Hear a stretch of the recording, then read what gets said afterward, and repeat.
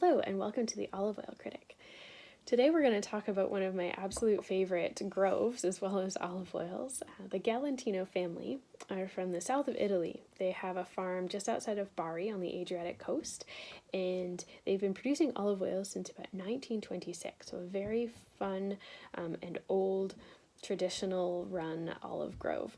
The neat part about the Galantino family is that even though they are traditional and old in all of their practices and have been running this grove for so long, they are focused on quality. Their olive oils are always stunning, and they love ensuring that their olive oils are always winning awards, which is very fun.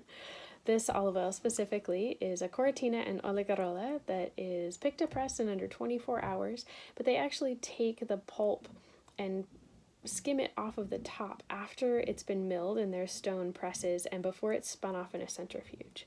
So this is a fun example of an oil that's traditionally made halfway and modern made in the other way.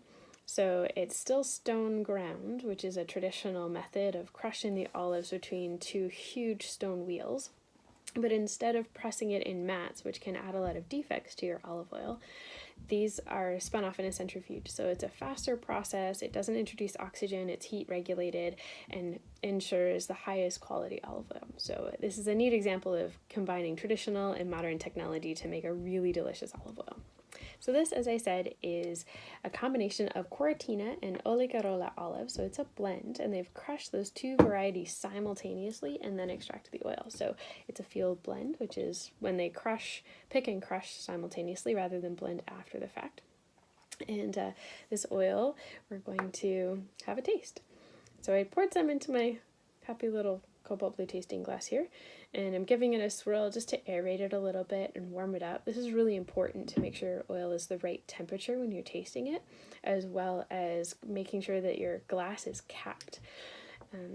All of the aerated properties and the phenols that you're aerating in your olive oil will escape if you don't cap your glass. So it's really important to trap everything inside the glass when you're swirling and tasting. I do this for about 10 or 15 seconds, but it's important to make sure your oil is above room temperature. So body temperature is a great way of just naturally warming your olive oil to get the defects as well as the positive attributes to be noticeable. So I'll give it a quick sniff.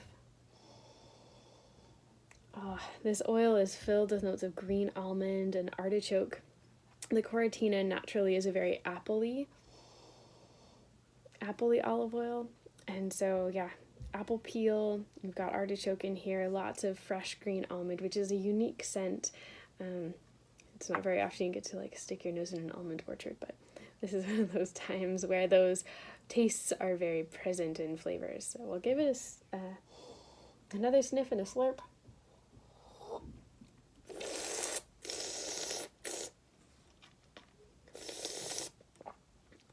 Creamy, viscous, definitely high in phenols. There's a nice bitterness on the sides of my palate. It's definitely rich and creamy and has a layered effect. So you start with this very kind of light apple notes, some green almond on the front, and then it layers into a nice herbaceousness, nice bitterness on the sides of your palate, and it turns into this lovely peppery finish on the back. So that's one of your cues to know your oil's fresh, is if you get that nice black pepper taste on the back of your palate. That's the antioxidants actually interacting with your throat, and one of your cues to know your oil's fresh, so that's always important. And of course, this oil would be amazing, goodness, on cheese. It would be great drizzled on pasta, perfect in a salad dressing. I'd love to mix it with some lemon juice and just toss it on some fresh greens. That would really show them off well. There's lots of uses for this Coritina.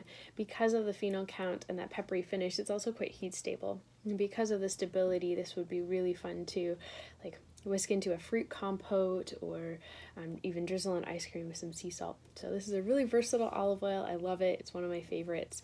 And yeah, the Galantino family is always one that I look for and I'm excited to share and talk about.